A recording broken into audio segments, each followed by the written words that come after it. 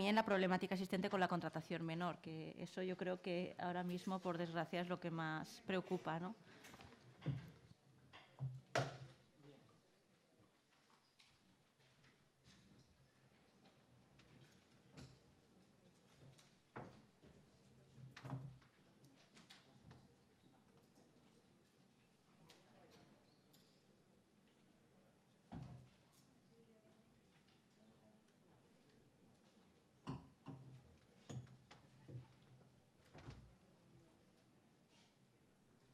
Pues bien, hecho este inciso necesario, ¿verdad? Vamos a continuar. Nos habíamos quedado en que la contratación electrónica suponía el verdadero cambio.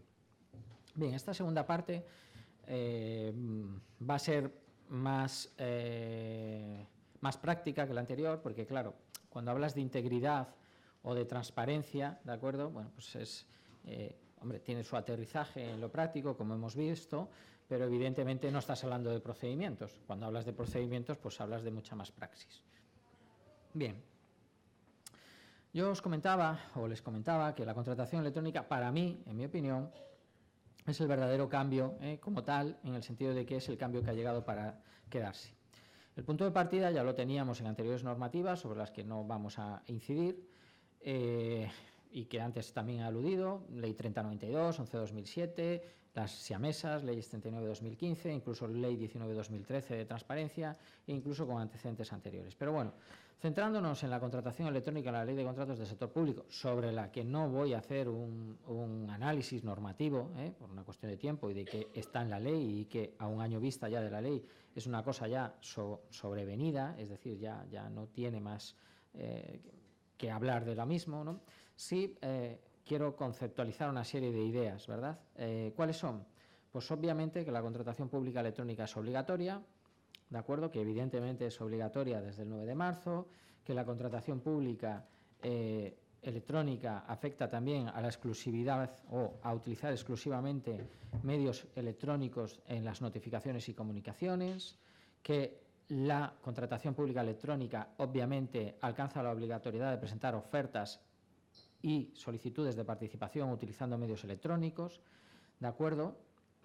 Que evidentemente estas obligaciones se producen para todos los tipos contractuales y para todos los procedimientos de contratación pública, también se producen para los contratos menores, que las excepciones únicamente a la contratación electrónica las encontramos en la disposición adicional 15, que además deben de ser motivadas y estar expresamente referidas o motivadas, insisto, justificadas en el propio expediente administrativo, que la contratación pública electrónica afecta por igual a los proveedores personas jurídicas y a los proveedores personas físicas y que efectivamente ya hemos tenido una serie de pronunciamientos al respecto de todo esto. ¿De acuerdo? He ido muy rápido porque el régimen jurídico hace un año quizás había que defenderlo todavía, había que convencer, pero hoy en día creo que ya a nadie se le escapa que la contratación pública electrónica es obligatoria.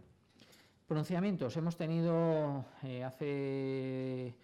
pues del orden de que conozcamos o que yo conozca 15, 16. Voy a citar algunos, por ejemplo, del Tribunal Administrativo Central de Recursos Contractuales, la resolución 516/2018, que estima el recurso en cuanto a la licitación electrónica porque los pliegos permiten la presentación de las ofertas en papel, además de a través de la plataforma de contratación electrónica correspondiente, ¿de acuerdo? Por lo tanto, a juicio del Tribunal Administrativo Central de Recursos Contractuales, en este recurso, la contratación electrónica es obligatoria, ¿de acuerdo? Salvo que se invoquen y justifiquen alguno de los motivos expresamente recogidos en la ley, que es la disposición adicional 15, no otros, ¿de acuerdo?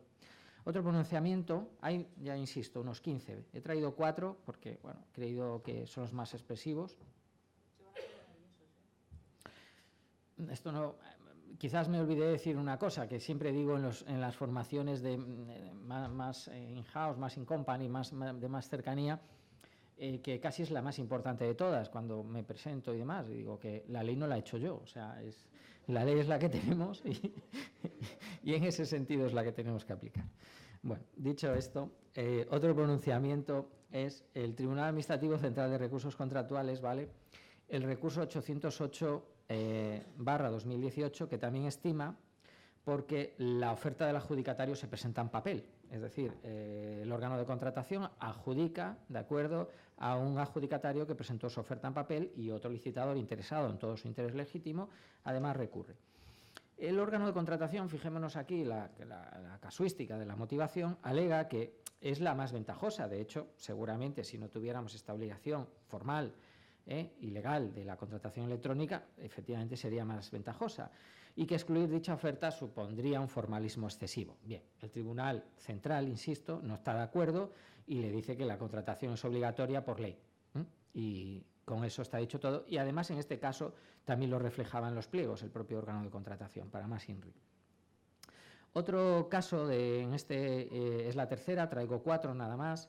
El Tribunal Administrativo Central de Recursos Contractuales, en el recurso 606/2018, ¿de acuerdo?, desestima también, en este caso, el recurso respecto a la contratación electrónica por el siguiente motivo, pero para que veamos el motivo. El recurrente, en este caso, cuestiona, entre otros aspectos, la validez de la plataforma privada, en este caso de apertura telemática de sobres, y que además se encarga de las notificaciones. En fin, el recurrente habría tenido los problemas que habría tenido y lo achacaba a la plataforma. El tribunal entiende que, evidentemente, la plataforma cumple todos los requisitos y que en ningún caso se ha producido indefensión del recurrente. Y, por último, traigo una del Tribunal Administrativo de Recursos Contractuales de Castilla y León, que es la resolución 104/2018, que anula los pliegos por contemplar la licitación en papel. ¿Por qué? Porque la licitación es electrónica. En este caso, un recurrente recurrió los pliegos y los pliegos fueron anulados.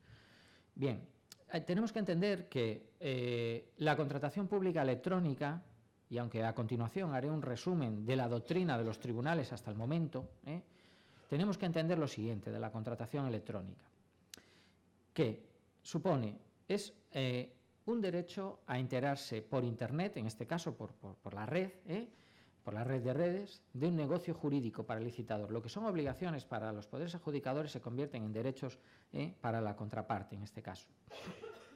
Es un derecho también para ellos de acceder de forma electrónica a la información, qué duda cabe. Es un derecho a comunicarse electrónicamente con el poder adjudicador. Y es un derecho, por encima casi de todos los demás, o por lo menos este incuestionable, también para los contratos menores, a la presentación de ofertas y solicitudes de participación utilizando medios electrónicos. ¿De acuerdo? Estos 4 derechos, evidentemente, se convierten o son consecuencia de esa obligación para la Administración.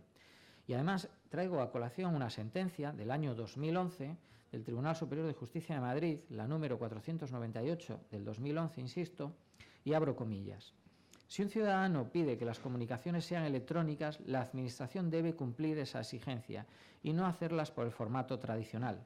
Si lo hace, lo que sucederá a posteriori será inválido y no tendrá eficacia jurídica. Es una sentencia que he traído de tiempo del año 2011, no teníamos la nueva ley, cuando este criterio ya estaba impuesto. Es decir, y este criterio, qué duda cabe, que se refleja, de acuerdo, en las recientes resoluciones de los tribunales administrativos de recursos contractuales que hemos tenido, cuya doctrina voy a intentar pasar a resumir en 5 pasos o en 5 puntos de las resoluciones que hasta la fecha se han publicado, del orden de 15-20 aproximadamente. La contratación electrónica es obligatoria, no cabe duda ya. No se permite la presentación en papel de ofertas, salvo los supuestos tasados por la ley y debidamente motivados. Es un resumen de la doctrina de todas estas resoluciones, ¿de acuerdo? Son los recurrentes los que deben acreditar y probar los supuestos fallos en las plataformas. Esto también es otra realidad, porque no he citado, ¿de acuerdo? He citado 4, las más claras, que dicen que la contratación es electrónica es obligatoria, pero otros pronunciamientos versan sobre distintas casuísticas. Es habitual que los contratistas protesten, ¿de acuerdo? Y en este sentido, la decisión de los tribunales es unánime, porque dice que las empresas deben ser diligentes y no agotar el plazo de presentación de ofertas, igual que pasaba antes. Si usted va a las 2 pegado al registro y tiene tráfico, pues es su problema. Usted no puede entrar a subir la documentación media hora antes, y si le lleva 3 horas es problema suyo. Es un poco estas resoluciones podemos decir que también a los licitadores les exige una cierta mayoría de edad, si vale la expresión desde este punto de vista. Por lo tanto, les exige no agotar el plazo de presentación de ofertas para que puedan subsanar las posibles dificultades o incidencias aparecidas. Es su responsabilidad. También es responsabilidad de las empresas disponer de los medios adecuados para la presentación de ofertas electrónicas y que comprobar que los mismos funcionan con tiempo suficiente. Tampoco es algo que se le pueda achacar, ¿de acuerdo? Ha habido recursos ya en este sentido y los tribunales son tasativos. También, existiendo constancia fehaciente del envío y recepción de las notificaciones o de su publicación, esto que dice la ley, ¿de acuerdo?, que supone una salvedad al régimen de notificaciones establecido con carácter general por la Ley 39/2015, que permite que en el momento del envío se entienda notificado con el envío, si se ha publicado la correspondiente anuncio, etcétera, en el perfil de contratante, dice que es responsabilidad de las entidades, de las empresas licitadoras, su lectura y respuesta, ¿de acuerdo? Por lo tanto, esto también, que dice la ley, lo deja tasativamente claro y supone seguridad jurídica para todos. Y por último, una cuestión curiosa, que no nos afecta aquí, pero por ejemplo sí en la Comunidad Autónoma de Canarias, en las Islas Canarias, que dice que la hora fehaciente a tenerse en cuenta es la hora de la plataforma de contratación electrónica utilizada, ¿de acuerdo? Porque es el caso de un licitador canario que se presenta a una licitación derivada de un poder adjudicador de las Islas Canarias y el cambio horario le deja fuera, ¿de acuerdo? Entonces recurre, pero el tribunal viene a decir que el que se aplica es, en este caso, el horario de la plataforma, aunque en Canarias tengan una hora menos. No es aplicable, pero cierra el círculo de doctrina. También en este sentido, decir que las plataformas de licitación electrónica, igual que los registros electrónicos, todos los sellados de tiempo se rigen por el reloj de la Armada, que está en Rota, en la base naval de Rota, y ese es el que rige, en este caso también para Canarias. En definitiva, la contratación electrónica, me decía con preaviso Beatriz, dice, no les va... Bueno, la gestión del cambio, ¿verdad? 3 patas, 3 palos. Procedimientos, los tenemos, los vamos a ver ahora.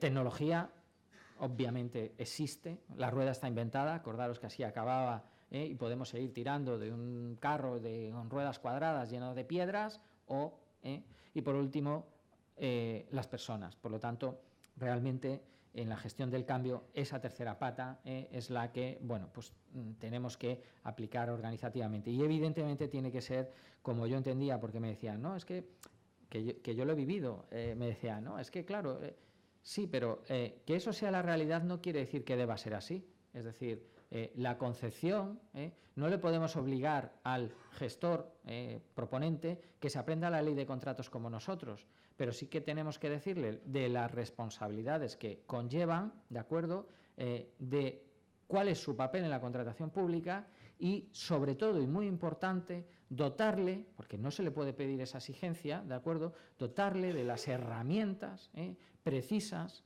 y de las ayudas necesarias a través de... y, lógicamente, hace falta un poco de implicación, porque no puede ser suplido su papel por la unidad de contratación. El que propone el contrato es el que propone el contrato, que es el mismo que es el responsable, que es el mismo que informa en los informes de valoración, los informes de necesidad, que es la misma persona o mismas personas o misma unidad que hace el pliego de prescripciones técnicas. Volvemos a lo de antes, la contratación, la ley, no la hemos inventado, no es la que nos han dotado y tenemos que aplicar. Entonces, si eso lo conseguimos, pues nos ayudará. Bueno, pasemos a los procedimientos. Vamos a entrar ahora en una fase ya referida a los procedimientos de contratación, ¿de acuerdo? Como soluciones, efectivamente, a ese contrato menor. Los procedimientos, sabemos que hablamos de un simplificado, de un supersimplificado, a mí me gusta llamarle así, y de contratos menores. Lo digo porque se le llama de muchas formas, sumarísimo, abreviado, en fin, entendamos como el mismo procedimiento, supersimplificado. Las cuantías, aquí voy a hacer o decir un poco lo que ya dije. Voy a intentar no repetir la ley, ¿de acuerdo? Porque la ley está ahí y a estas alturas todos nos conocemos el 159. Las cuantías, no las voy a citar, están en el 159, son diferentes y cuando entre en cada uno de los procedimientos haremos referencia a las mismas. También tenemos que tener en cuenta otra serie de cuantías a efectos procedimentales que todos conocemos, que son las relacionadas o referidas a los contratos sujetos a regulación armonizada, las cuales también voy a obviar citar, pero que tengamos en cuenta en cuanto a los procedimientos. El otro día en el Congreso Nacional de Contratación del Observatorio de Contratación Pública citaba una ponente que hay hasta 21 cifras que aprenderse en la ley de contratos, ¿de acuerdo? Bien, pues estas cifras, al menos las de los procedimientos, las conocemos, y si no están en el 159, 118 para los menores, y la de los contratos SARA, pues también están, ¿de acuerdo?, en la norma que precisamente se modificó antes de su entrada en vigor por este motivo. Y luego tenemos las cantidades referidas también a los recursos especiales en materia de contratación, que ya sabemos, estas como son dos, si me permito citar, que son más de 3 millones de euros de valor estimado para obras y concesiones, y suministros y servicios más de 100.000 euros. Fijémonos una cuestión curiosa, y por eso también lo cito. Estos 100.000 euros en el caso de recurso especial en materia de contratación, yo no creo que sea azar, sinceramente, coinciden efectivamente con la cuantía del abierto simplificado para servicios y suministros que dice menor o igual a 100.000 euros, ¿de acuerdo? Es decir, nosotros podremos acudir a un abierto simplificado por importe de menor o igual a 100.000 euros y serán recurribles mediante recurso especial en materia de contratación los servicios y suministros de valor estimado mayor de 100.000 euros, lo cual quiere decir que dentro de esa simplificación administrativa o de los procedimientos administrativos que ha hecho el legislador, ha querido configurar, o así lo podemos llegar a entender, de acuerdo, el procedimiento abierto simplificado, excluido de la posibilidad de recurso especial en materia de contratación para permitir esa simplificación, esa agilidad, ¿de acuerdo? Dicho lo cual, vamos a hablar de contratos menores y posteriormente pasamos a hablar de procedimientos de adjudicación, los que hemos citado, más el sistema dinámico de adquisición, que yo creo que es importante tenerlo muy en cuenta. Bien, contratos menores. El 118. Bueno, pues ya sabemos cómo funciona, ¿verdad? Duración no superior a un año. Esto quiere decir que no existe la posibilidad de prórroga del contrato menor, ni la de la figura de la renovación, ni de la ampliación, ni de la repetición, un año, ¿de acuerdo? Ni la figura del contrato menor nuevo, que también es otra figura añadida, ¿no? Pero no existe. Bien, el expediente. El 118, vuelvo a lo mismo, lo conocemos todos, ¿de acuerdo? Ahora se piden 3 cuestiones a tener muy en cuenta. Una motivación de que la aprobación del gasto, evidentemente, pero una motivación de que no se está alterando el objeto del contrato, ¿de acuerdo?, para evitar las aplicaciones de las reglas generales de contratación, por lo tanto, el no fraccionamiento del objeto del contrato, y que no se han suscrito más contratos menores que individual o conjuntamente superen los umbrales, ¿de acuerdo? ¿Por cuánto? Por la regla esta de un año. ¿Cuándo es un año? Bueno, todos conocemos, porque estoy seguro, la docena aproximada de pronunciamientos que ha habido al respecto de la contratación menor. Muchos de ellos, evidentemente, direccionados, vamos a decir, ¿no?, hacia un determinado uso o ampliación o continuidad en el uso del contrato menor. Otros no, mucho más tasativos en cuanto a la aplicación de la norma, si bien acompañados posteriormente, por ejemplo, con normas con rango de ley, como es el caso de Aragón, que aprobó un Real Decreto Ley por extraordinaria y urgente necesidad, ni más ni menos, para la configuración de un nuevo procedimiento de licitación de los contratos menores, que bueno, ahí lo dejo, y en cuanto a la competencia que tiene una comunidad autónoma, inclusive la de Aragón, que tiene competencias legislativas para poder legislar sobre la materia. Pero bueno, al margen de todo eso, yo no puedo dar, ni yo ni nadie creo que a día de hoy, un pronunciamiento sobre cómo han de aplicarse estos contratos menores. Simplemente sí que podemos tener en cuenta las siguientes prevenciones. Primero, no tenemos más que pronunciamientos interpretativos que no tienen carácter vinculante, ¿de acuerdo? Segundo, es necesario que en los órganos de contratación se adopte una decisión, un criterio, el que sea, por tipo contractual, por objeto, por CPV, por CIF, no lo sé, el que sea, es decir, pero un procedimiento, es decir, un criterio que permita homogeneidad y seguridad jurídica para los de dentro que gestionan y para los de fuera.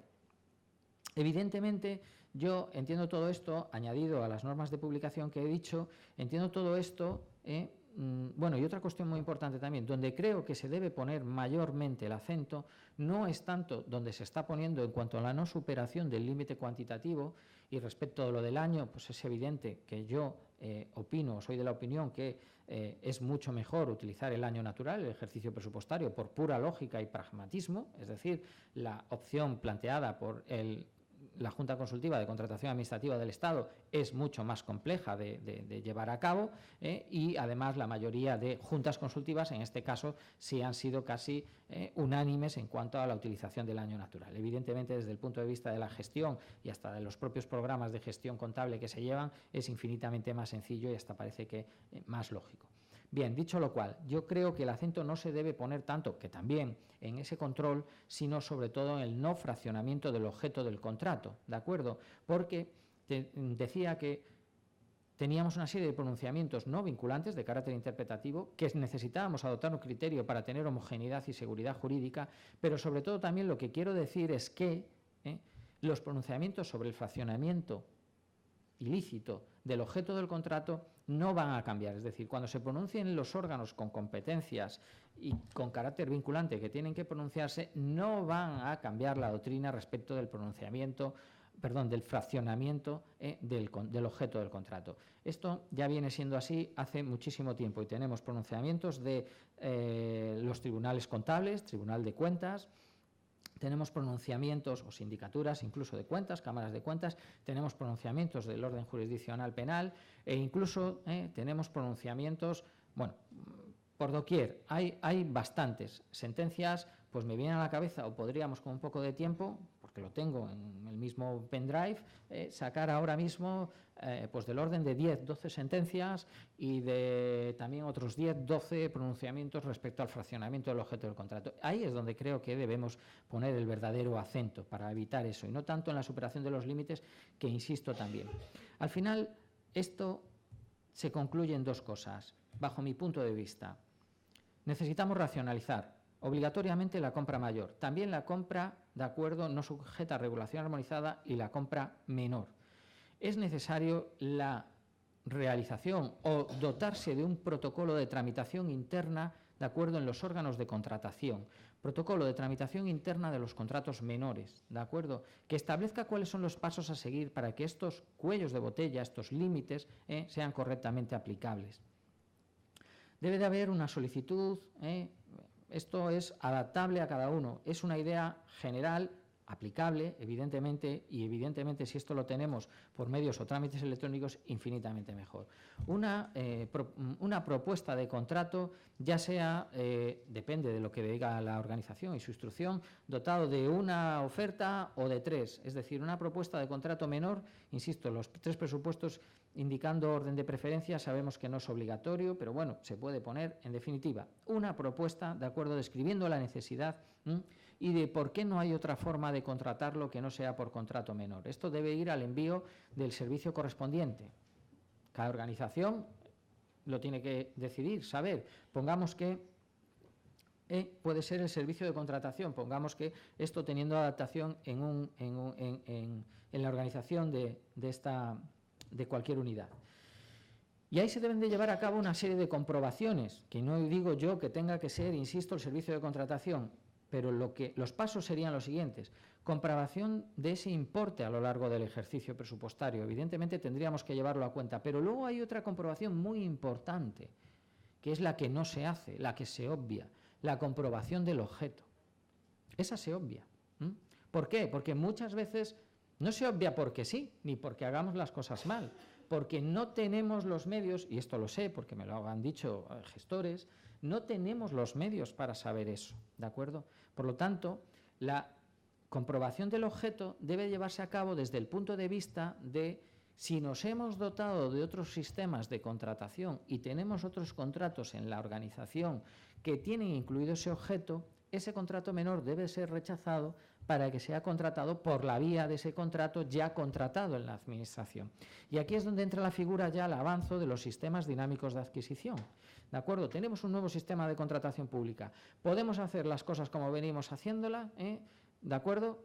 Como hemos hecho toda la vida, ¿de acuerdo? O podemos aprovechar las posibilidades que él mismo nos da. Poco a poco, no hace falta ir de 0 a 100 en 6 segundos, pero podemos ir avanzando hacia esta idea y ir racionalizando, que se nos exige, nuestra compra menor. Porque la racionalización no solo depende de esa planificación de los SARA, sobre todo está implícita en esos límites a los contratos menores y en esa estrategia, ¿de acuerdo? Bien, hechas esas comprobaciones, pues ya se podría registrar, porque es ahí donde hay que tener el cómputo, ¿de acuerdo?, para no superar, no posteriormente en el ADO o en el pago, porque si lo hacemos posteriormente en el ADO, o sea, cuando hemos pagado uno, resulta que a lo mejor hemos autorizado 2 más y ya estamos en un lío, ya nos hemos pasado, ¿de acuerdo?, de esos límites cuantitativos. Por tanto, registro y envío de informe, afirma, en este caso, del órgano de contratación, que dice la norma, perdón, dicen las interpretaciones y dice la norma que la motivación habrá de ser del órgano de contratación. Claro, él no es el único responsable, no puede saber si se ha fraccionado, por eso tiene que estar acompañado de una serie de informes, bajo mi punto de vista, previos. Hombre, no digo que esto deba ser así en un municipio de 400 habitantes, pero las ideas son las que tenemos que aterrizar en nuestra propia organización. Y entonces, en ese sentido, a lo mejor en un municipio de 400 habitantes, pues la alcaldía, la persona que tiene el titular de la alcaldía, sí que tiene esa capacidad, ¿de acuerdo?, de, bueno, pues entender o saber si se superan esos límites o no. En fin.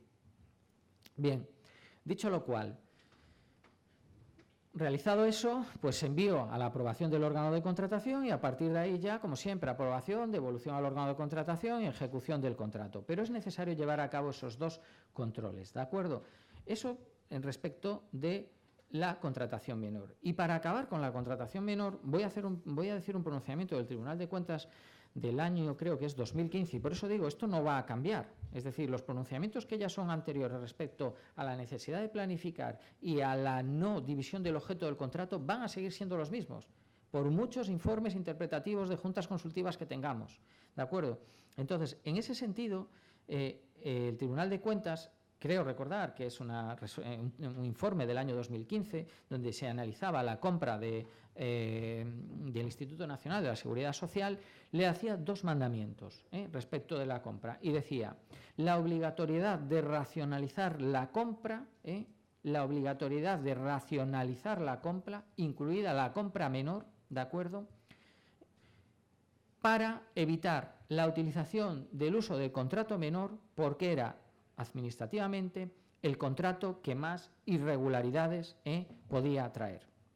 ¿De acuerdo? Este es un pronunciamiento que, si alguien tiene interés en conocerlo, pues yo con todo gusto, no lo tengo aquí, yo con todo gusto lo facilito, e incluso con las conclusiones. Bien, vamos a pasar a la parte procedimental. La parte procedimental, bien. Por tanto, esta es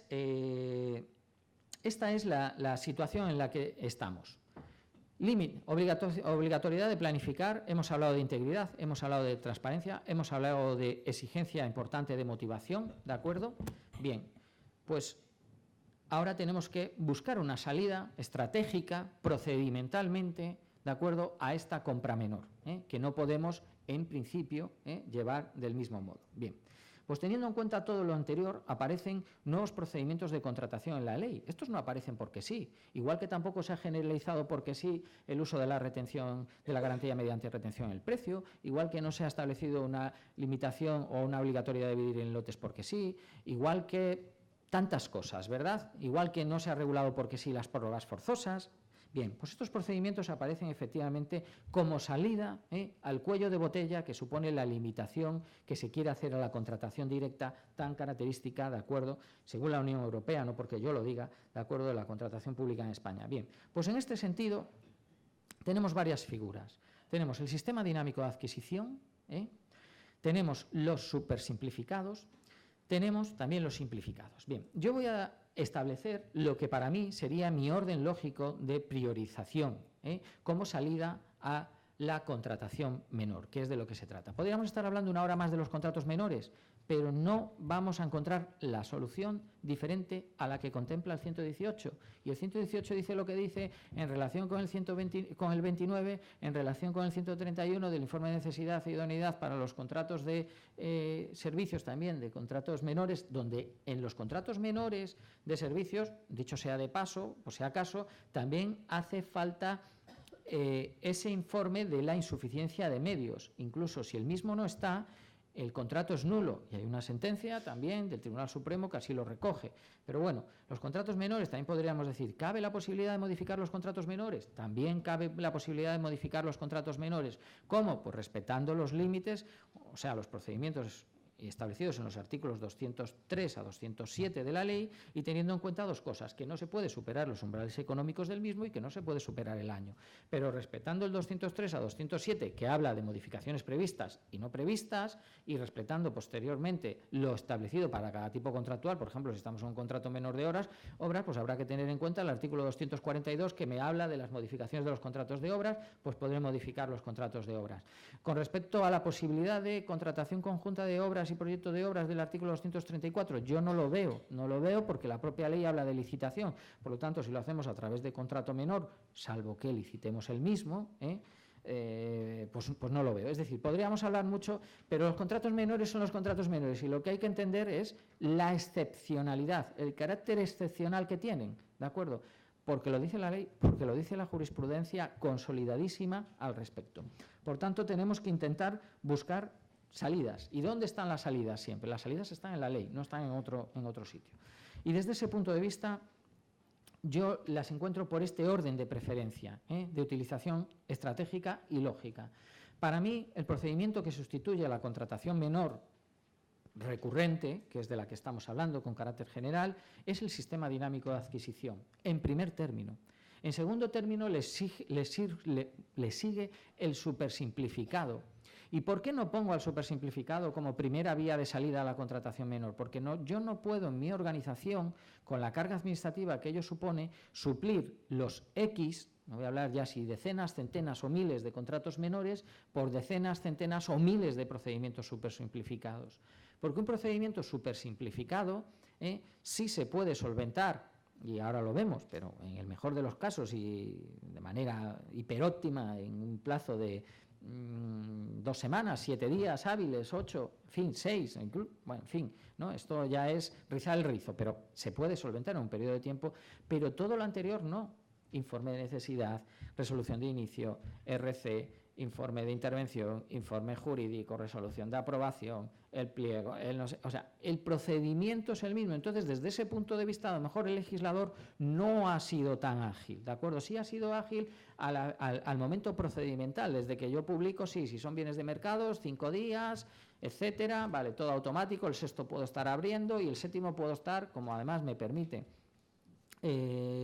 que la firma de la resolución de adjudicación sea la perfección del contrato, puedo estar ya incluso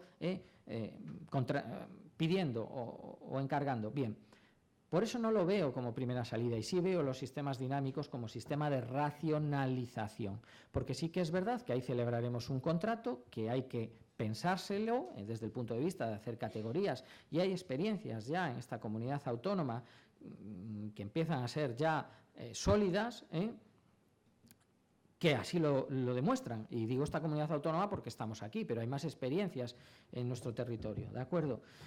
Por lo tanto, esto es así, bajo mi punto de vista. Sistemas dinámicos, súper simplificado. Y luego tendremos los menores, que ya me he referido a ojo con el fraccionamiento, a la necesaria instauración de un protocolo interno para su regulación, protocolo que entiendo debe de ser publicado en el perfil de contratante. Muchas administraciones, muchos órganos de contratación, poderes adjudicadores ya lo tienen hecho.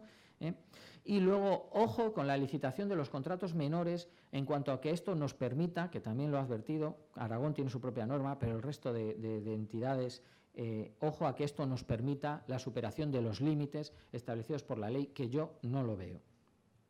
Límites cuantitativos, me refiero, por tipo contractual o por el concepto que se quiera.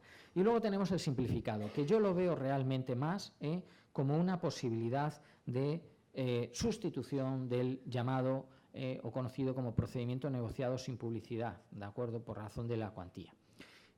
¿Por qué? Por sus cuantías, es decir, 2 millones hasta 100.000 euros. Es decir, no estamos en un procedimiento que pretenda sustituir, que también puede serlo, para, por ejemplo, si aglutinamos, imaginémonos un servicio o un suministro que antes era recurrente, pues podemos sacar un simplificado pues por una duración de hasta 5 años. Pero, sobre todo, aunque puede ser una salida, no la veo como primera opción, sino por ese orden que he comentado. Bien, el sistema dinámico, artículos 223 a 226. Yo no me voy a parar tampoco a explicar el sistema dinámico de adquisición. Está en la ley, está bien explicado, dice que se le aplicará supletoriamente el régimen jurídico del procedimiento restringido, y en ese sentido lo que quiero explicar son las posibilidades de que él mismo nos puede llegar a dar y los juegos. Pero por si acaso, para quien no lo sepa, es un procedimiento de racionalización como puede ser los acuerdos marco. Los acuerdos marco, que me imagino que todos los conoceremos, es un procedimiento donde una serie de licitadores licitan a un contrato, que es el acuerdo marco, y luego, correspondiendo a los distintos lotes que pueda tener ese acuerdo marco, ¿de acuerdo?, se licitan los contratos derivados de ese acuerdo marco con los licitadores, ¿de acuerdo?, que han sido adjudicatarios del propio acuerdo marco, ¿de acuerdo? Si no yo entiendo que sí, los acuerdos marco no son una novedad en nuestro ordenamiento, tampoco lo es el sistema dinámico, pero sí lo es las modificaciones que ha tenido. Ha tenido una serie de modificaciones que precisamente lo han convertido en todo lo dinámico que podía ser. Evidentemente podrá ser más, qué duda cabe, pero es un sistema, pues eso, valga la redundancia, dinámico. Por lo tanto, estamos en un procedimiento ágil, dinámico y contrastado, que funciona igual que los acuerdos marco desde el punto de vista de que una serie de licitadores se homologan a ese sistema dinámico de adquisición, y una vez que están homologados, ya son contratistas del sistema dinámico de adquisición, hay distintas, en este caso la ley habla de categorías, en vez de lotes, es lo mismo, conceptualmente hagamos la idea de distintas categorías, 1, 2, 3, 4, las que fueren, donde se producen licitaciones derivadas ya para los contratistas que han sido homologados en las distintas categorías. ¿De acuerdo? Por lo tanto, hay dos fases, una de homologación y otra de licitación de contratos derivados. ¿De acuerdo? Insisto, no voy a repasar el procedimiento porque está en la ley, pero básicamente la estructura es esta. Bien, pues para que nos hagamos una idea de las posibilidades que tendría, que son cosas que no están en la ley, las que voy a decir, son posibilidades que se nos determinarían. Procedimiento ágil, dinámico y contrastado. Contrastado fuera de España y contrastado también en nuestro país. Gijón va a sacar próximos sistemas dinámicos de adquisición, por ejemplo, para jardinería, ¿de acuerdo? Para que nos hagamos una idea de qué pueden ser. También para alquiler de vehículos, de maquinaria. Bien, la ley no lo dice. Es un procedimiento de racionalización. Bajo mi punto de vista, es el procedimiento de racionalización idóneo para racionalizar la compra menor, que nos evita ese no fraccionamiento del objeto del contrato que nunca llevamos a control porque no sabemos en las organizaciones muy grandes o con suficiente tamaño, las pequeñas a lo mejor es más sencillo, pero en las que tienen un cierto volumen, ¿cómo sabe si yo el año pasado o hace 2 años contraté? En fin, es muy complicado para la unidad de contratación, sobre todo cuando hablamos de menores. Bien, pensado para servicios, suministros y obras, nada más. Es un proceso totalmente electrónico y aquí traemos a colación la licitación electrónica. Pensado en categorías, es decir, acuerdo marco hablábamos de lotes, la ley habla de sistemas dinámicos categorías, conceptualmente es lo mismo, ¿vale? Entendamos, por ejemplo, un sistema dinámico de obras de una entidad local, pues podrían ser las obras, pues por ejemplo, obras de pintura, obras de carpintería en madera, obras de carpintería metálica, obras en altura y obras con carácter general, es decir, categorías, ¿de acuerdo? Dentro de esas categorías, incluso la ley nos permite crear 2 categorías, una por la localización geográfica, imaginémonos, pues no sé, provincias, ¿de acuerdo? E incluso otra por el volumen máximo de contratos admitidos, lo que vendría a ser como una especie de cajón de sastre, es decir, lo que no me cabe en alguna de otras categorías, puedo llegar a hacer un volumen máximo admisible de contratos, o sea, que facilidades, como vemos, de dinamismo tiene. Lo que necesitamos es racionalizar nuestra compra menor. Su valor estimado inicial, ¿de acuerdo? O sea, inicialmente en esa homologación al sistema dinámico no se produce una retención de crédito, igual que en los acuerdos marco. No hay presupuesto base de licitación, lo único que hay es un valor estimado, por lo tanto, la administración tiene gasto cero. El gasto vendrá cuando licite las primeras contrataciones derivadas de ese sistema dinámico de adquisición, ¿de acuerdo? Por ejemplo, es curioso, y yo sé que en la sala hay experiencias, ¿de acuerdo?, de sistemas dinámicos de adquisición y, bueno, creo que, tengo entendido que son muy, ventajosas, porque lo sé. Lo que pasa es que tampoco quiero yo mentar a nadie, ¿no? Pero efectivamente esto es así. ¿Cómo funciona? Pues como cualquier procedimiento, pliego de cláusulas, etcétera, etcétera, se publica en el perfil de contratante. ¿Ventajas contra el acuerdo marco? Pues es un procedimiento abierto durante todo el periodo de vigencia. Es decir, tiene dos ventajas principales. La primera de ellas, la duración. No está limitado a 4 años como puede estarlo un acuerdo marco. Por lo tanto, podemos decir que dure 5 o 6 motivándolo. Eso sí, 7, ¿de acuerdo? Si yo voy a comprar ferretería siempre, y cerrajería, que es otra categoría que podría crear, o suministros inventariables, no sé, papel, si es que va a ser siempre lo mismo. También puedo hacer una cosa, sacar un súper simplificado de ferretería, sacar un súper simplificado de papel, sacar un súper simplificado de cerrajería, y me vuelvo loco, ¿no? O sea, muero en el intento. Bueno, pues desde ese punto de vista, duración más que un acuerdo marco y, importante, abierto durante todo su periodo de vigencia. En los acuerdos marco, cuando se acaba el plazo de presentación de solicitudes, el mercado queda cerrado. Vosotros seguís gestionando ese tercio, 50% de vuestro presupuesto abierto al mercado local. Es decir, si mañana se entra una empresa de nueva creación, podrá optar, ¿de acuerdo? Por ejemplo, o si otro licitador quiere, ¿de acuerdo?, unirse a este procedimiento, ¿de acuerdo? Bueno, es un procedimiento evidentemente gratuito para los licitadores, donde los criterios de adjudicación pueden ser económicos o de juicio de valor, ¿de acuerdo? Y donde la conexión de los criterios se produce en una valoración de ambas fases. Es decir, nosotros tenemos que determinar los criterios de adjudicación en el pliego de cláusulas administrativas particulares, ¿de acuerdo?, del sistema dinámico de adquisición, como, insisto, fuera un acuerdo marco, que ocurre lo mismo. Lo que pasa es que con la ventaja de que estos criterios serán concretables posteriormente en las licitaciones posteriores. ¿Por qué? Porque no se vulnera ninguno de los principios generales de la contratación pública. Primero, porque esos criterios concretados posteriormente, ¿de acuerdo?, son iguales para todos los licitadores homologados en esa categoría. Y segundo, porque en esa categoría, además, puede adherirse cualquier licitador que quiera y, evidentemente, cumpla los requisitos para ello. Hay un periodo que dura como máximo unos 40 días, algo más, son 30 días para la presentación, 10 días hábiles para evaluar, que pueden ser ampliables a 15 días ampliables. Durante este periodo no se puede comprar, como cuando estamos licitando, pero a partir de ahí sí. No incido en ello porque es una cuestión, insisto, que está en la ley y define bien el periodo, de acuerdo, de licitación. Bueno, sí, voy a hacer una referencia. No necesariamente tenemos que, porque la ley obliga a contestar en el plazo de 10 días, si sí o si no está admitido ese empresario al sistema dinámico de adquisición. De acuerdo, durante esos 30 días iniciales, de acuerdo, que son naturales, se pueden presentar licitadores, pero en los 10 días siguientes, si no ampliamos a 15, que hay que motivarlo, hay que contestar a los mismos. Lo que quiere decir que, por ejemplo, pongamos que el último día natural de presentación de solicitudes, el día 30, nosotros tenemos que entran 5 solicitudes.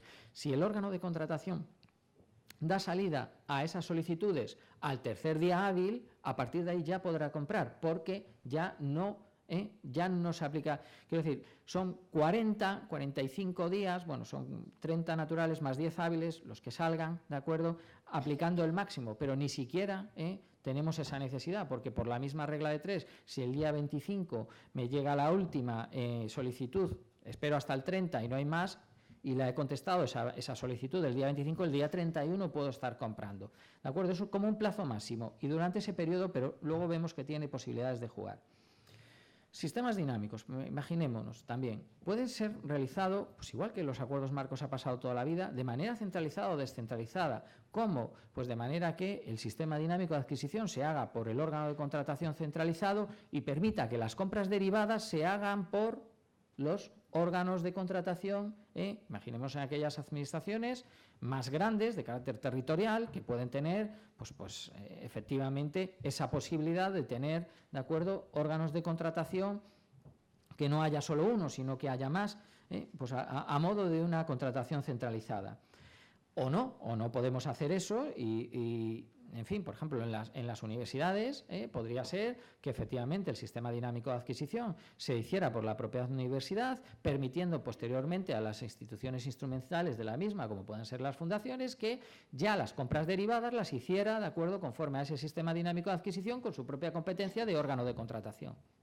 Que se puede regular además como queramos, porque puede decir, bueno, pues la adjudicación y formalización la hará el de arriba. Bien, pues vale, pero todo lo demás no. Es decir, eso, insisto, aperturado en cuanto a la configuración de cómo queramos hacer ese sistema dinámico de adquisición. Modificaciones respecto a las nuevas calidades, por ejemplo, en las categorías, pues no es necesario, porque podemos decir, bueno, es que si estoy comprando software, o por ejemplo aquí, que sé que hay consorcios sanitarios, estoy comprando sanidad, es que resulta que el catéter que me dan ahora dentro de un año a lo mejor tiene una válvula que no sé qué, que no te... Bien, como nosotros no tenemos que definir, sino solo una categoría, no tenemos que definir específicamente las prescripciones técnicas exactas, es decir, está aperturado, simplemente tenemos la categoría catéter con pues una serie de especificaciones, pero nada me impide desde ese punto de vista, entiendo yo, la necesidad de prever esas modificaciones tecnológicas, ¿de acuerdo?, para nuevas calidades dentro de las categorías ya existentes. Por lo tanto, también es válido para eso. Y además me permito decir que hay, hasta donde yo sé y con donde yo trabajo con ellos, hasta 2 sistemas de salud que están trabajando en este sentido, de acuerdo con los sistemas dinámicos, efectivamente, para racionalizar su compra menor. Hablaba de proceso de homologación y posteriores contratos derivados. Se homologan las entidades, ¿de acuerdo?, las empresas, los licitadores, y posteriormente se licitan en las distintas categorías los contratos derivados. Bien, vamos a referirnos a cuestiones respecto a esa fase de homologación en el SDA. Vale, mesa de contratación, sí, no. Bajo mi punto de vista, sí. Ahí hay que analizar. Estamos analizando un sobre A, realmente, porque no se pide ni precio indicativo, ni oferta técnica, solo lo que se puede decir honorabilidad, no tener prohibición de contratada, capacidad, tener capacidad, etcétera. Por lo tanto, solvencia, estar al corriente, todas las cuestiones que pedimos en un sobre A, ¿vale? Por lo tanto, sí entiendo que ahí tiene que haber una mesa. Hay que prever, o así lo entiendo, la solvencia para la entrada de nuevas empresas, porque aunque el sistema dinámico de adquisición en su conjunto probablemente nos dará un importe superior a un contrato sujeto a regulación armonizada, tenemos que prever la solvencia específica de las distintas categorías. Y yo entiendo eso como la posibilidad de, estamos regularizando la compra menor, no podemos dejar fuera de esta racionalización de la compra menor, de este presupuesto público tan importante, de acuerdo a empresas de nueva creación y a las pequeñas y medianas empresas. Y bajo ese fundamento, que es uno de los mandamientos de la nueva ley, las pymes, y también de la Unión Europea, tenemos que prever la posibilidad por categorías, si tiene cabida, de la entrada, sobre todo porque lo que vamos a comprar no son importes de mucha cuantía. Las contrataciones derivadas, si lo hacemos como sistema de racionalización de la compra menor, no vamos a estar comprando licitaciones derivadas de 100.000 euros. Para eso tenemos otros procedimientos. Para eso la estrategia no tiene sentido. ¿De acuerdo? Bien, por lo tanto, yo entiendo que sí que hay que prever la forma de meter la solvencia para la entrada de nuevas empresas. Fijémonos, la garantía. Si es que tenemos muchas posibilidades, si la ley nos las ofrece. Imaginémonos un contrato, un sistema dinámico de adquisición de suministros. El 101.2, primer párrafo, nos dice que si el objeto del contrato de suministros suponen bienes consumibles cuya entrega y recepción debe efectuarse antes del pago del precio, se podrá eximir, ¿de acuerdo?, de garantía definitiva. Y aquí, no, es que yo quiero garantía. Vale, pues usted tendrá menos dinamismo, ¿de acuerdo? Y la siguiente pregunta es, ¿pide usted garantía para los contratos menores? Por regla general no. Y alguien me puede decir, pues yo en los de obra sí. Bien, pues ahora cabe interpretar y hacer por analogía la ley. ¿Se pide garantía definitiva en el procedimiento supersimplificado que permite hasta 80.000 euros? No, no lo permite la ley. Yo es que quiero garantía definitiva. Pues se tendrá que ir usted a otro procedimiento, pero no al supersimplificado. Se irá al simplificado porque no lo permite. Bien. Si la ley nos exime de pedir garantía definitiva, no nos exime, sino que nos impone no pedir garantía definitiva en el procedimiento supersimplificado, ¿Qué sentido tiene ahora exigirlo en los contratos menores de obra? Por analogía, ¿está prohibido? Pues no, miren, la ley no lo prohíbe, yo no encuentro ninguna prohibición en la ley, pero por lógica pura y operativa y etcétera, no deberíamos hacerlo. Podríamos aplicar analógicamente. Bueno, pues vuelvo entonces a los sistemas dinámicos. Por esas mismas reglas de 3 podemos aplicar a un sistema dinámico de adquisición de suministros la excepción del 101.2 primer párrafo. ¿De acuerdo? Incluso podemos jugar con la garantía mediante retención en el precio llegado el caso, para estos sistemas. De hecho, es recomendable. O incluso podemos recapitalizar la garantía definitiva. ¿Por qué? Porque una de las cosas que dice los 223 a 226 es que lo regula de manera amplia, o sea, no los concreta demasiado, de modo que dan posibilidades en este procedimiento. Dice que posteriormente, supletoriamente, se le aplica el procedimiento restringido. Pero claro, ¿qué? Yo racionalizo mi compra menor. ¿Qué garantía le pido? ¿El 5% del presupuesto base de licitación? Pero sí, a lo mejor es una barbaridad, ¿no? Bien, pues puedo establecer una cantidad. Bueno, pues sí. El caso es que podemos llegar a recapitalizar desde el punto de vista de que nosotros podemos pedir una garantía definitiva y si luego el conjunto de las compras derivadas duplica, por ejemplo, el importe de recapitalizar ese dinero al 5%, ¿de acuerdo? Podemos pedir la ampliación de la garantía. Es decir, nosotros podemos configurar el pliego y prever muchas posibilidades en el mismo. Criterios de adjudicación, ya he hablado de ellos, ¿de acuerdo? Son concretables posteriormente, pero deben figurar. Y de las prórrogas también he hablado antes, igual que de la revisión de precios y de las mejoras y del valor estimado. Lo mismo que es aplicable a todos los contratos es aplicable a los SDAs. Preveamos en este sistema de homologación la prórroga del sistema dinámico de adquisición, la prórroga forzosa, la revisión de precios, las posibilidades de mejoras, las mejoras hay que concretarlas, y si prevéis una prórroga forzosa y prevéis mejoras en el contrato, decir qué pasa con esas mejoras también en esa prórroga forzosa y así os evitáis problemas en la ejecución del contrato a efectos de interpretación del mismo. Dejamos la fase de homologación, bajemos a los contratos derivados por categorías, ¿de acuerdo? Aquí la dificultad se encuentra en este procedimiento mayormente, bajo mi punto de vista, en la categorización de la compra menor, en la racionalización. Ese es un ejercicio que hay que hacer. ¿Y ese ejercicio quién lo tiene que hacer? Y volvemos a lo de antes. ¿La unidad de contratación? No, ese ejercicio se tiene que hacer conjuntamente, pero sobre todo el que conoce la racionalización, por ejemplo, de las obras de una universidad es la unidad de técnica correspondiente. No la conoce nadie mejor que ellos, ni nadie le va a enseñar cómo se puede racionalizar su compra.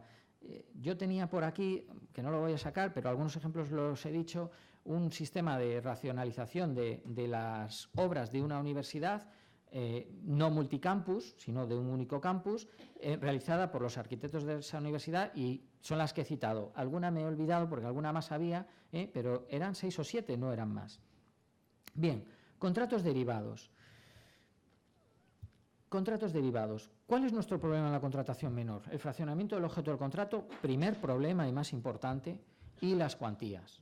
De hecho, yo creo que si se superan las cuantías, el problema o la responsabilidad derivada nunca será tan grande o tan importante como la del fraccionamiento del objeto del contrato, porque bueno, puede obedecer a un fallo en el control o a un error en el protocolo o donde se llevaba a cabo el control. Por eso yo decía, tomar el control no en la ejecución, sino previamente en esa aprobación, ¿no? Porque efectivamente, si no, podéis tener esos inconvenientes. Bien, pues aquí no hay límites a la contratación derivada, en cuanto a que un contratista puede resultar adjudicatario por más, imaginémonos que estamos en un suministro de 15.000 euros al año, pues por lo que fuera, porque cada contratación es licitada con esos licitadores que están en esa categoría, ¿de acuerdo? Esos contratistas que están, los licitadores que están en esa categoría, con la añadido que, repito, se puede incorporar cualquiera. También, como esto es algo que podemos configurar nosotros, podemos configurar las prevenciones que queramos y así podremos decir, todos los contratos derivados de importe superior, podemos, no sé, decir, pues vamos a coger el importe del supersimplificado, de importe superior a 35.000 euros para servicios, o estamos en suministros, para suministros, se llevarán a cabo por el procedimiento supersimplificado. Eso es algo que también debería figurar, por ejemplo, en nuestro código ético, si así es, ¿de acuerdo? Es decir, Bueno, vamos a racionalizar la compra menor, pero si nos pasamos de una determinada cuantía, vamos a acudir a el mercado abierto de verdad, no a los que tenemos aquí homologados. Es decir, no nos obliga la ley a hacer eso. Todo esto no está en la ley, sino son interpretaciones o posibilidades a mayores que nos ofrece, de acuerdo, la posibilidad del sistema dinámico de adquisición. También podemos prever que a partir de una determinada cantidad, por si tenemos alguna prevención, yo no recomiendo la utilización de mesas de contratación en las compras derivadas y tampoco recomiendo, por tanto, por ende, la utilización de criterios sometidos a juicio de valor en estas compras derivadas. No quiere decir que no se deban hacer o no se puedan hacer, es simplemente que si estamos racionalizando la compra menor, nos planteemos, ¿acaso pedimos criterios sometidos a juicio de valor en un contrato menor? ¿Acaso metemos en un contrato menor? Pues aquí tampoco. Si queremos hacer esto, podemos hacerlo. Evidentemente, nuestro dinamismo se va a perder, qué duda cabe.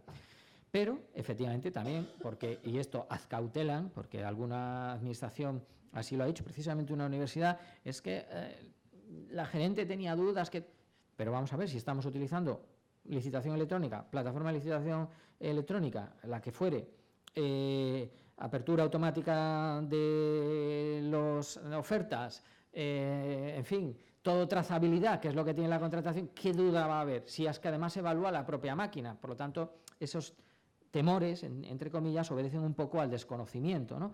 Pero vamos, ¿qué se puede hacer si uno se queda más tranquilo? No me parece lo más lógico, pero también. Ya lo he dicho, respecto a la mesa de contratación.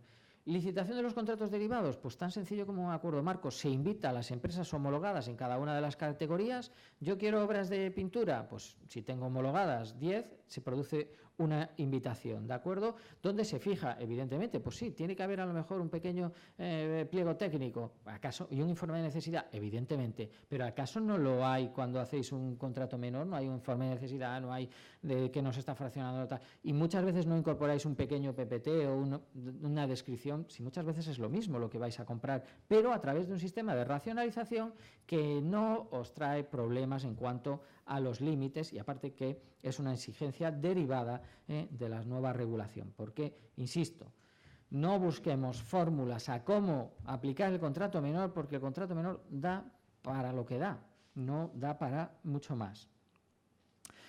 Plazo de presentación de solicitudes, también se fija un plazo de 10 días, ¿de acuerdo? Posibilidades de reducir este plazo, las hay, por ejemplo. Podemos prever en el pliego de cláusulas administrativas particulares el modelito de renuncia y además la regulación de la renuncia de aquellos licitadores que no vayan a licitar. Si yo tengo 7 licitadores en una categoría que son los mismos, a lo mejor pasado mañana o dentro de un año tengo 8 o 9, pero si yo, entre comillas, se acostumbran, les educo o tienen la posibilidad de renunciar, pues a lo mejor en el plazo de 5, 6, 7 días resulta que tengo mis 5 ofertas y mis 2 renuncias, ¿de acuerdo? Ya no tengo que esperar a nadie más, no tengo que esperar a los 10 días, porque por la puerta, aunque pueden entrar nuevos licitadores, no para esa licitación derivada que ya se ha cerrado. Esa es una posibilidad, ¿de acuerdo? Evidentemente no podemos prever esta posibilidad de renunciar a la presentación de una oferta para esa licitación derivada en concreto como un sistema de sanción ni como una obligatoriedad. Yo no lo veo, porque ahí sí que estaríamos entrando, de acuerdo, ya en otros términos que no me parecen aplicables. Y luego ya rizando el rizo, y que llegará con el tiempo, es la posibilidad de, esto ya para mayor especialización y con el tiempo, pues estos 10 días poder utilizarlos para subasta electrónica. La empresa municipal de transportes de la Comunidad de Madrid está con sistemas dinámicos de adquisición. El otro día hablaba con el secretario general y cuando le hablaba esto porque llevan a cabo muchas subastas electrónicas ellos, porque pues cada semana llevan a cabo una, por ejemplo, para el gasóleo, para el suministro de gasóleo y lo veía como una posibilidad, claro, muy lógica, porque están trabajando ahora mismo también en estos sistemas dinámicos de adquisición. La adjudicación. Fijaros, la ley nos lo dice, la adjudicación en los contratos derivados de los sistemas dinámicos de adquisición y de los acuerdos marcos se produce con la simple adjudicación. No es necesario ni formalizar contrato del contrato derivado. De la adjudicación del sistema dinámico de adquisición, la homologación, sí. Del otro, no. ¿De acuerdo? Y, como os decía antes, prevemos prórrogas de contratos derivados también, con la posibilidad de que un contrato derivado, por ejemplo, pueda durar más allá, esto lo podemos prever en el pliego, de la duración del sistema dinámico de adquisición. No estoy hablando de nada nuevo, esto ya pasaba en los acuerdos marco, simplemente que tenemos que preverlo, pero también es una posibilidad, de manera que si, bueno, no he planificado lo suficientemente, etcétera, etcétera, o no he llegado a tiempo, cuando termines el sistema dinámico de adquisición, ¿de acuerdo? Pues tenga la posibilidad de que al menos los contratos derivados anteriores, si estoy en un servicio, por ejemplo, puedan tener una duración posterior, evidentemente no sine die, pero 6 meses, no sé, un tiempo prudencial. Y ya, pues evidentemente también habría que jugar con los supuestos de cesión y sucesión, ¿de acuerdo? Porque también hay quien defiende que no cabe o no tiene sentido la sucesión y la cesión desde el punto de vista de que, como es un procedimiento abierto, cualquier licitador puede presentarse al mismo y ser parte del mismo sin necesidad de una cesión. Pero, aún siendo así, yo no veo la capacidad suficiente de la Administración para limitar los negocios jurídicos que pueden ser dispares y por múltiples motivos de cesión del contrato y de sucesión. Entre otras cosas porque se podría llevar incluso a la cesión del contrato derivado en concreto y no a la cesión de la posición de adjudicatario del sistema dinámico de adquisición. ¿Me explico? Son cosas diferentes. Yo, una entidad contratista le cede a otro la ejecución de un determinado contrato derivado en el que tiene una posición de adjudicatario, pero no su derecho a ser adjudicatario de las siguientes licitaciones. Por lo tanto, posibilidades de la cesión y la sucesión, pues no vendría mal al menos a una referencia mínima a las mismas. Bien, pasemos al procedimiento simplificado. Dejo ya atrás el sistema dinámico. Procedimiento simplificado. Voy a pasar por el simplificado, que no es la primera opción después de los menores, porque explicando vemos muchas de las cuestiones del, de acuerdo, propio supersimplificado. Las cuantías ya lo he comentado. También he comentado el límite del recurso especial en materia de contratación, que está ahí implícito, de acuerdo a estas cuantías en el caso de los servicios y de los suministros. Solo publicación en el perfil, nos dice la ley. Por lo tanto, no sé si aquí hay Administración General del Estado, porque cuando lees esto dice, bueno, ¿y qué sentido tiene si solo se publica en el perfil? Claro, tiene el sentido de la Administración General del Estado, que sí que en el... no me quiero equivocar, el 135, está obligada a publicar en el Boletín Oficial del Estado. ¿El motivo? Bueno, pues corramos un tupido velo, no lo sé el motivo, pero no tiene sentido que el resto de administraciones, de acuerdo, no tengan que publicar y ellos sí. Bueno, por lo tanto, solo publicación en el perfil. Posibilidad de que sirva para alguna de las excepciones de tramitación en papel. Es decir, sabemos que la disposición adicional 15 nos permite, todos los procedimientos son electrónicos, sin excepción, pero tenemos una disposición adicional que establece una serie de supuestos excepcionales, valga la redundancia, nuevamente, ¿de acuerdo? Bien, pues este es uno de los procedimientos que, bajo mi punto de vista, sí que permitiría, de acuerdo a esa utilización excepcional. No así el sistema dinámico de adquisición. El sistema dinámico de adquisición es íntegramente electrónico. Por lo tanto, eso quiere decir, o cabe interpretar, que si se da un supuesto de esos de los previstos en la disposición adicional 15, no podremos acudir a este procedimiento de contratación. Y lo mismo entiendo yo del procedimiento supersimplificado, por cuanto es un procedimiento en el que no se celebra, lo dice, no se celebra. No, es que yo quiero celebrar, pues váyase usted a todo el procedimiento. No, es que yo quiero garantía, pues váyase usted a todo el procedimiento. Yo es que quiero solvencia, pues lo mismo, ¿de acuerdo? No podemos, los procedimientos están reglados y sobre esa competencia es la del 149.1.18 de la Constitución Española y le corresponde, como sabemos, de acuerdo, a la Administración General del Estado, al Estado. Por lo tanto, ahí no tenemos, los procedimientos son los que son. Entonces, desde ese punto de vista, yo decía que el supersimplificado establece la obligatoriedad, de acuerdo, de que no se celebre acto público. Y eso solo puede ser si el procedimiento se lleva a cabo íntegramente por medios electrónicos. Por lo tanto, me viene a decir que, bajo mi punto de vista, no son aplicables las excepciones de la disposición adicional 15. Más cuestiones prácticas. Inscripción en el ROLECE, sí, no. Yo soy de la opinión que sí. Hay 2 pronunciamientos, ¿de acuerdo? Bueno, 3. Canarias también se ha pronunciado, hasta, no sé si hay más, yo son los que conozco, en el sentido del Estado.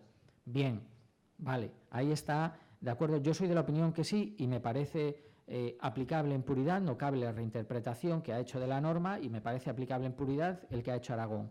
¿Cómo determinar? Bueno, pues si verdaderamente tenemos un fundamento de que podemos impedir la concurrencia competitiva bien fundamentado, ¿de acuerdo? Pues vale. Un fundamento podría ser, y ya sé que adolece del vicio de tener que hacerlo, que se nos quedara desierto un procedimiento. Es evidentemente una prueba suficientemente motivada.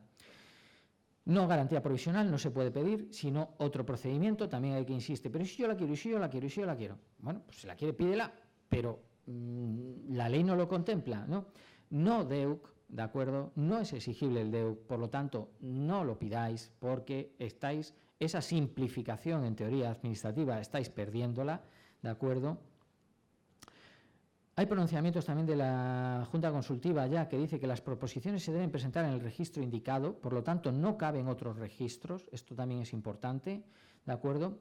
El acto público de apertura de la oferta económica, la Junta Consultiva ha dicho que ha de ser público, la central, yo puedo diferir, en este caso, por ejemplo, ha utilizado una interpretación literalista de la norma, como no así lo ha hecho en el mismo artículo respecto al registro oficial de licitadores.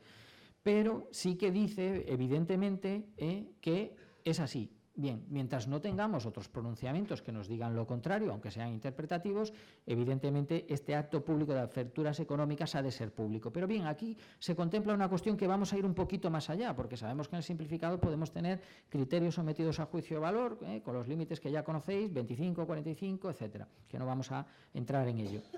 Bien, nos habla de la apertura económica. Ello nos permitirá entonces a lo mejor no hacer público el acto de apertura de los criterios sometidos a juicio de valor, que irán, pues hay quien lo mete en el sobre, bueno, en fin, pero nos permitirá no hacer público. ¿Eso qué supondría? Pues supondría de facto para este procedimiento en concreto la no aplicación del artículo 27 del Real Decreto 817/2009, que es el que establece que la apertura de los proyectos deberá ser públicas y demás. Pero que tengamos en cuenta este juego que se puede dar, ¿vale? No sé si me seguís, pero ha dicho la Junta Consultiva, no, el de apertura económica, porque lo dice la ley, público, en todo caso, sin excepción. Hay un pronunciamiento que así lo dice, bien, pero nada nos refiere, ¿de acuerdo? Por lo tanto, este es un matiz que queda ahí a la aplicación nuestra, evidentemente, pues oye, si queremos ser transparentes, hagámoslo público, pero que por lo menos esta posibilidad de estudio práctica, que nos quede aquí sobre la mesa. Luego ahí también se ha dicho que si existen criterios, y se aplica, que si existen criterios sometidos de juicios de valor, evalúa el técnico y no participa a la mesa. Yo no lo comparto en absoluto. Artículos 326 y concordantes de la ley. No entiendo que esta redacción de la ley sustraiga de la competencia de la mesa, ¿de acuerdo?, la decisión de la aprobación o desaprobación por unanimidad o por la mayoría que resulte del informe de valoración. Lo digo simplemente como opinión, no recuerdo ahora todos los preceptos, bueno, no es que no los recuerde, tampoco es que vamos a citarlos, pero 326 y concordantes, que regulan las competencias de la mesa de contratación. No entiendo que se encuentren salvadas, bajo mi punto de vista. Aquí nos falta, al menos que yo conozca, un pronunciamiento de alguna junta consultiva o algún tribunal que nos diga algo al respecto. Supongo que llegará. Aunque bueno, también respecto de los pronunciamientos últimamente de las juntas consultivas podremos tener para todos los gustos, pero bueno, al tiempo. Ojo también a la evaluación y clasificación de las ofertas. Artículo 159.4 nos dice que evaluemos las ofertas y que si el propuesto como adjudicatario está incluso en presunción de anormalidad, le pidamos la motivación y justificación que establece el precepto. Esto nos puede llevar a la adjudicación de ofertas injustas e ilegales desde el punto de vista de no adjudicar a la oferta económicamente más ventajosa, porque si nosotros evaluamos las ofertas sin haber excluido previamente a los que, estando en presunción de anormalidad, no pasan el filtro, podemos tener evidentemente una alteración natural del orden de las ofertas. Puede que no, pero también puede que sí y con bastante probabilidad. Y además, si aplicamos este tenor literal que nos establece el precepto en el 159.4, nos dará que, imaginémonos que ese primer propuesto como adjudicatario efectivamente está en curso en presunción de anormalidad, ¿de acuerdo?, pedimos su justificación, no pasa el filtro, lo tenemos que excluir y adjudicamos al segundo, que es lo que tendríamos que hacer. Nadie nos dice, por ejemplo, también que ese segundo no esté incurso en presunción de anormalidad. Por lo tanto, bajo mi punto de vista, aplicar los mismos criterios que ya se han aplicado siempre, artículos 149 y 150 y posteriormente propuesto como adjudicatario. Respecto a la comprobación en el registro, bueno, pues aquí hay un juego muy importante desde el punto de vista de esa estrategia procedimental que yo os comentaba. El día que todos estemos o esté inscrito en el registro oficial de licitadores, que aunque sabemos que hay cuestiones que son voluntarias, pero también siendo voluntarias hay licitadores que lo inscriben, si nosotros comprobamos que está toda la documentación inscrita, incluida la solvencia técnica o profesional, resulta que tendríamos un plazo de 7 días, si no recuerdo mal, para pedir la garantía, ¿de acuerdo? Bien. Podemos omitir ese plazo en el supuesto de que tengamos, insisto, todo inscrito y todo correctamente, si nosotros utilizamos la garantía mediante retención en el precio, la cual para mí son todo ventajas y en importes de esta cuantía, no en obras, pero quizás en los otros sí, es recomendable o al menos posible, y es bastante o puede ser habitual que se adhieran al mismo. Entonces, en este sentido, ¿por qué? Porque si me han presentado la adhesión de la garantía mediante retención en el precio en el sobre A y yo llego a la apertura al adjudicatario y tengo todo escrito en el rolece, ¿de acuerdo? Puedo pasar directamente a la adjudicación y formalización. Por lo tanto, ahí tengo un ahorro. Pero claro, se tienen que dar esos condicionantes, que ya sabemos que además no tenemos obligatoriedad. Y por último, 2 minutos. ¿Tengo? ¿Sí? Bien, para cerrar el supersimplificado, las cuantías las sabemos, ¿vale? Que no caben prestaciones intelectuales, que tenemos 10 días hábiles, 5 días, esto es la ley, para bienes de mercado y en ese sentido, ahora no es recomendable quizás en los primeros, aunque ya llevamos un tiempo y quizás ya lleváis algunos, pero supongo que con el tiempo, tanto parte contratante como parte contratista se habrán acostumbrado a los simplificados y podemos llegar a utilizar estos 5 días de manera más ágil.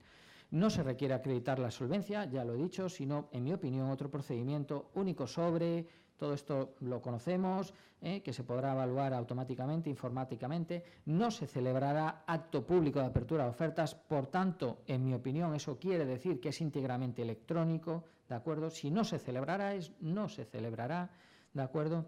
Las ofertas presentadas y su valoración, me hacía la pregunta una oyente en la primera participación, serán accesibles de forma abierta desde que se notifique la adjudicación, y yo entiendo que en su conjunto, efectivamente, porque estamos hablando de criterios que se evalúan a través de reglas o fórmulas.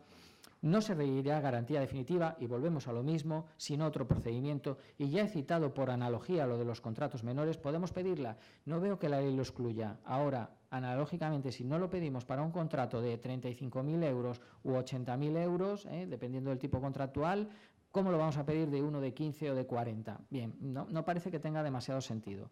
Pero bueno, ahí lo dejo, y a juicio también de esto también, si uno regula la instrucción de contratos menores en su organización, puede decirlo claramente. Por analogía de tal, no pediremos garantía definitiva. Y así no depende del técnico o la técnica proponente.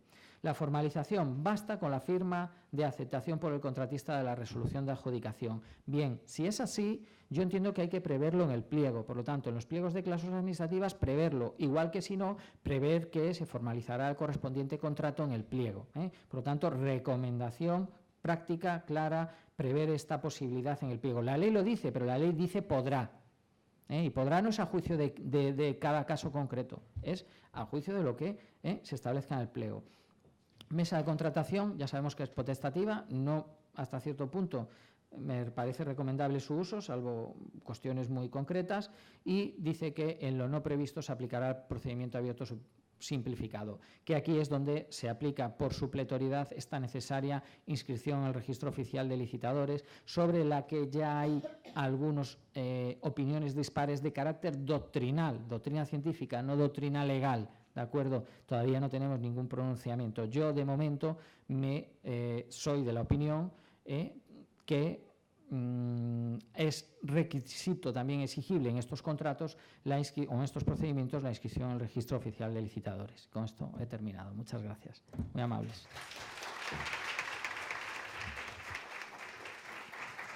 Gracias por los 5 minutos. Nada.